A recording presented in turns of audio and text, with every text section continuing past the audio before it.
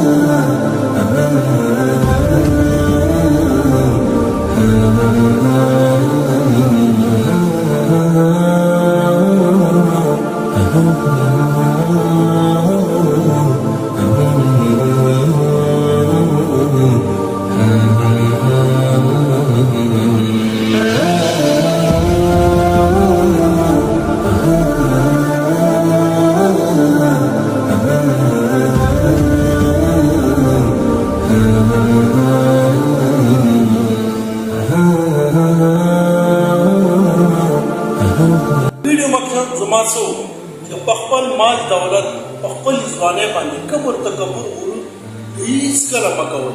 په ژوند باندې اعتبار کول نه دي پکار. د الله کور مسجد زموږ ستاسو ټولو کور دی، دې کې خدمت کول انشاءالله بله ورځ به نه ګورئ. زما یو یوټیوب چینل دی بلال جاجي په نامې، سبسکرایب یې کړئ چې ما نور هم انساني کار سره شوق پیدا شي او زه د انسانیت خدمت وکړم. وسلام.